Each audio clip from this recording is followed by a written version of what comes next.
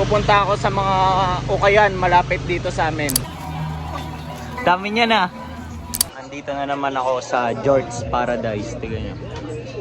Meron ditong istusio na crewneck. Kaso yung size pansyanak eh, sayang. Napapalibutan ako ng mga magandang items. Tony Montana vibe. Angas. Maaga ako nakauwi ngayon. So gusto kong i-congrats yung sarili ko. Congrats Mike Lacson.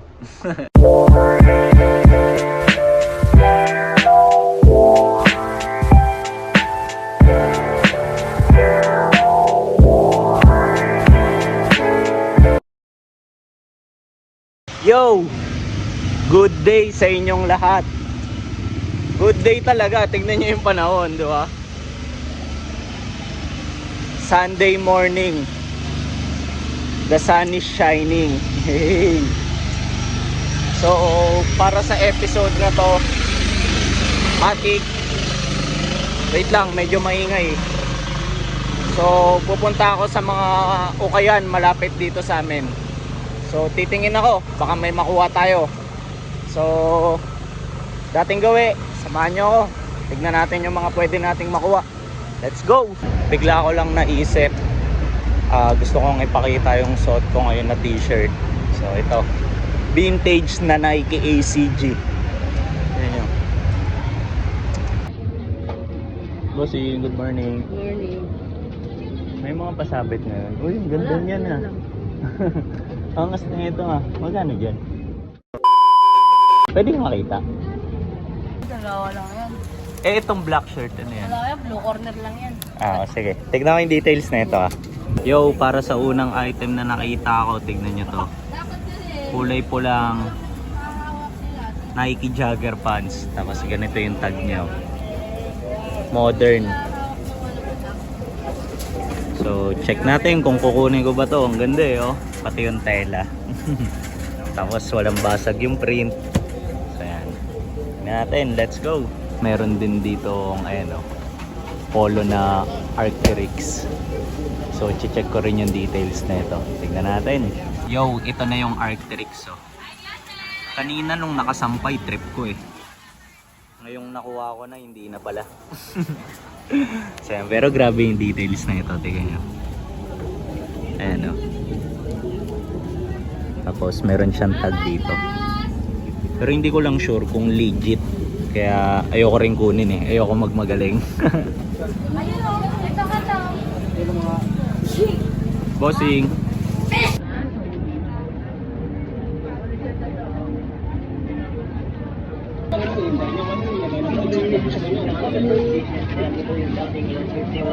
Chill lang. Kaibigan siya ng best friend mo, gano'n? Tapos? Okay, tamang kinig muna tayo sa mga kadramahan ng radyo. Ang dami ng bubuksan nila oh. Bossing! Dami niya na. Mami, good morning po. Pwede pa? Pwede. Pwede. Andito na naman ako sa George's Paradise. Tignan nyo. Dami lagi dito eh. So kung gusto nyong magpasabay ng mga George sa akin, DM nyo lang ako sa Instagram at @MikeLacson_. Okay? So ayan, doon natin pag-usapan kung may mga trip kayong cargo shorts, George, o kahit ano. So ayan, kasi marami lagi sila dito eh. Tapos dito ako lagi nakakakuha. Tapos may isang item ako dito na nagagandaan ako sa kulay. Ito, tignan nyo. Olive green, tapos ang ganda ng details. Pero hindi lang ako familiar doon sa brand. Pakita ko sa inyo. Tignan nyo Yung brand niya is ayan, Duck Head.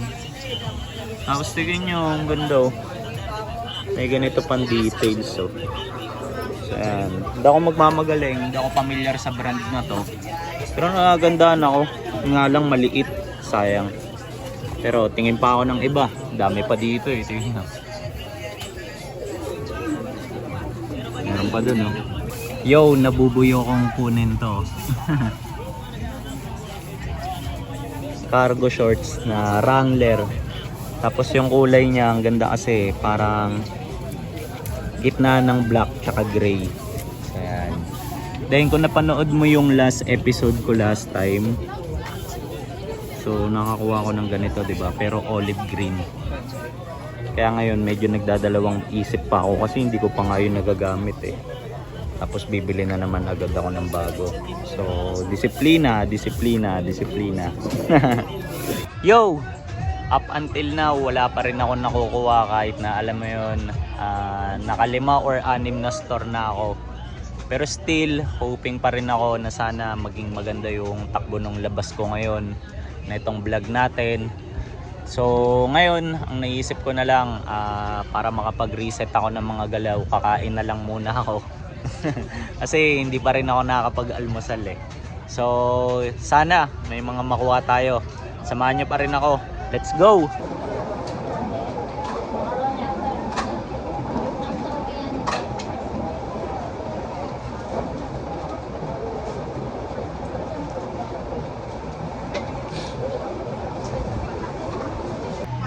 Yo, may nakita ko ditong Dickies pants. Tapos titignan ko yung details. Ito yung unang Dickies pants na nakita ko. Ang ganda oh. Kasi tignan nyo. Cargo pants na, tapos nandito pa yung branding. Tapos yung kulay niya, kulay itim na parang nag-fade. So parang vintage na yung itsura niya. Tapos pag binaliktad mo, meron din siyang normal na branding ng Dickies dito sa likod. Kaso lang, ang problema para sa akin, yan, maliit yung size. So sayang. Kailangan ko mag-pass dito. Sayang kung size ko to, gigiting ko to eh.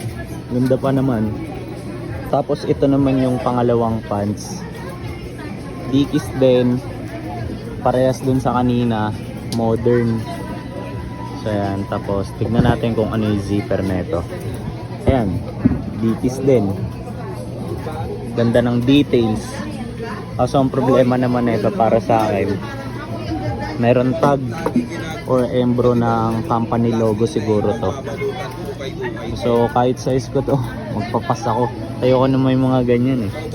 Sayang. Ganda pa naman sana. Yo, check nyo, meron ditong Jordan oh. Ganda ng kulay. Tapos yung kasunod niya, Jordan ulit.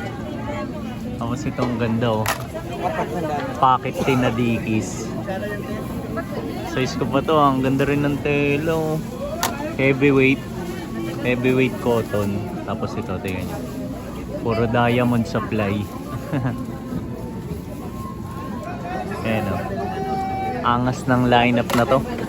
Tapos dito sa pinakaunahan, vintage na Adidas. Ganda.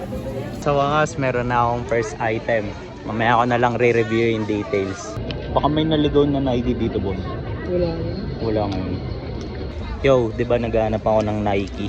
Tignan nyo tong nakita ko. Imbis na just do it, let's do it.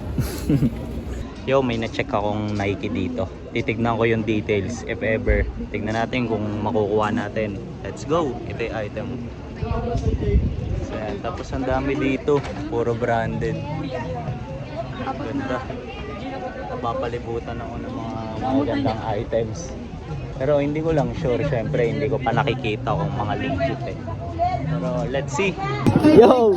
Tignan nyo tong aso na to. Sobrang chill. Ang ganda sana nito. Kundi lang maingay dito. Hindi, joke lang. Kundi lang ganito yung print nyo. Sayang, size ko pa naman. Ang ganda naman nito. Hickory pants na GU.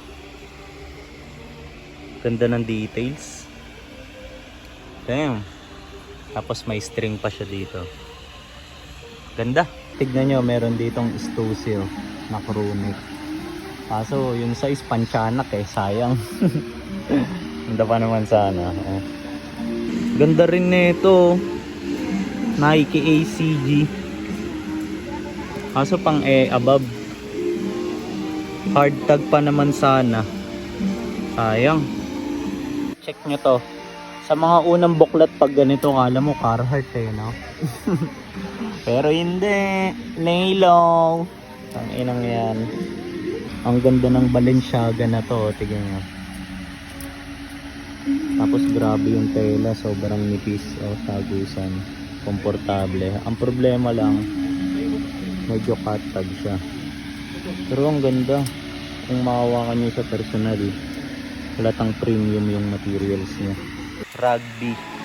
Polo na Playboy. AOP. All over print. Ganda. Tapos ganito yung details niya sa botones, oh. Ganda ng itsura na ito. Tony Montana vibe. Angas. Yo! Tapos na ako maghukay. Then ngayon, nagpapalipas na lang ako ng oras. Then maya maya, bounce na rin ako. Malapit lang naman to sa amin. So pag uwi ko, kagaya ng lagi kong ginagawa, mag-freshen up lang ako. Then alam nyo yun, asikasuhin ko lang yung mga dapat asikasuhin. Tapos sanitize ko lang yung mga gamit na nakuha ko. So review na lang natin yung details ng bawat item mamaya. So samahan nyo pa rin ako. Check natin yung mga nakuha ko kasi medyo nawala na rin ako ng track kung ano-ano ba sila. So let's go! At last, makakapag-outro na tayo. So unlike nung mga ukay vlogs natin, bigyan lang natin ng recap. Ang kagandahan, maaga ako nakauwi ngayon. So gusto kong i-congrats yung sarili ko. Congrats Mike Lacson. So i-review natin yung mga item na nakuha ko. So ayan. Then pakita ko lang mabilisan, ito sila. Ito mga mapapalad na items na ating nakuha. So yan. Check natin bawat isa sa kanila. Let's go! So para sa unang item natin, unahin na natin to. Nike jacket. Windbreaker jacket. Tapos tignan nyo yung details ng zipper. Ang cute na yun, no? Tapos ganito yung tag niya. Yan. Tapos meron lang siyang ito, logo dito sa gilid. Tapos pag binuklat mo siya, so yan, meron siyang normal na, alam nyo yun, side pocket, magkabilaan. Tapos good condition. Bukan nating ibuklat kahit papano. So ayan. Tapos dito ako pinaka nagagandahan. Tingnan nyo.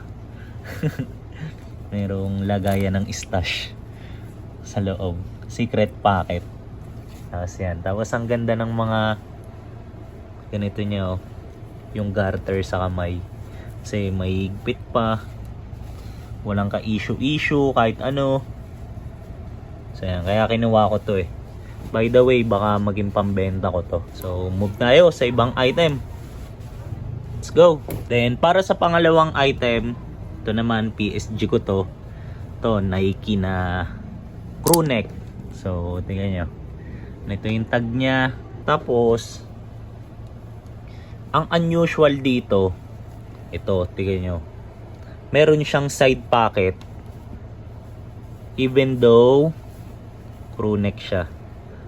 So yan, usually kasi sa mga hoodie to eh, di ba? Yung mga ganyang pocket, pero siya meron. So para sa akin, good cup to. Gamitin ko agad to kapag napalaban ko, alam niyo yun. Para sa pangatlong item, to. Yung ganyan to. Nike na kulay Brazil. Ang ganda ng color combination eh, no? Pero kaya ko to kinuha, bukod sa maganda yung kulay and size ko siya, kasi PSG ko ulit to. Nagandahan ako dito sa details ng print niya, mga nagka-crack na. Parang, alam nyo yun, meron siyang vintage appeal or vintage vibe. So yan, tapos just do it. You know, pagka nilapit natin. Ganda eh, no? So yan. Tapos wala na siyang backprint sa likod. Kasi parang sinabi niya na ano eh, kahit wala ng backprint sa likod, maganda na ako. Parang ganun eh. So itong pang-apat na item natin, tingnan nyo yung details na ito. Vintage na Nike short. Tapos ang ganda, tingnan nyo kasi meron siyang ganyan, no, yung air cool. So presko to gamitin. Tapos dito ko pinaka nagagandahan sa lahat. Tingnan nyo yung tag niya. Nike hoops. Eh nagba-basketball din tayo eh, 'di ba? Tapos ang ganyan, no, pagka binaliktad yung tag na to. Ganda eh, no? Pwede namang wala na tong tag na to pero naglagay pa sila ng ganyan. Tapos ganito yung tag niya. Hindi ko lang sure kung anong taon yung ganitong release na tag. Pero yung vibe niya kapag tinignan mo, parang ang luma-luma niya na, ang vintage niya. Tapos meron lang siyang ito, string para masisikipan. Ayan. Ganda, ang ganda na ito. And para sa panlima nating item, ito, nireserva ko to sa dulo eh. Sabi nga 'di ba, save the best for last. Ewan ko kung tama yung grammar ko, pero parang ganoon 'di ba? So tignan niyo to, unusual. So Doc Martens na 1461 monoblock. Tapos tignan nyo yung leather. Napakaganda ng leather na ito, lalo sa personal. Kaya kinuha ko, tapos size ko pa, tapos steel ko nakuha, nadaanan ko lang dun sa shop. Kung hindi ko pa siya, parang alam mo yun, sinuyod yung shop na yun, parang tinignan bawat item, di ko to makikita. Ganda oh, tapos tignan nyo, wala siyang ganong heel drugs. Diba? Ayan. Tapos ang ganda ng likod nyo. Halata nyong maganda yung leather. Sa video pa lang. Ayan o. Pinokus ko. Ganda. Walang ka-issue. Tapos ayan nyo. Usually yung mga 1461 diba, yung yellow stitch, yung dilaw yung stitch nila dito. Kagaya nung kay Johan. Shoutout kay Johan. Ayan. Sa creative director namin sa Common Creative Department. Tapos yung iba naman kulay puti yung stitch, pero ito mono black. Yun naman, di ba? Sobrang unusual. So mas madali itong bagayan kumpara dun sa kanya. So ayan, panis yung iyo dito, Sob. Size ko pa, walang ganong issue. So matic PSG. Tapos ang ganda kasi first time kong nakakuha dito sa ukay trip natin ng sapatos. So ayan. Ayan. Yan yung ilalim niya, pakita ko lang. Okay ba? Nice one. So wala naman akong dapat i-review kasi kitang-kita naman yung kagandahan niya. So since napakita ko na yung bawat item natin, so kailangan ko na rin i-end yung video natin dito. Pero bago ko to tapusin, gusto ko lang munang magpasalamat sa lahat ng umabot sa part ng video na to. Then kung meron kayong nagustuhan dito sa episode natin, comment nyo lang below. For example, kung ano sa tingin nyo yung pinakamagandang item na nakuha natin dito sa ukay trip natin na to.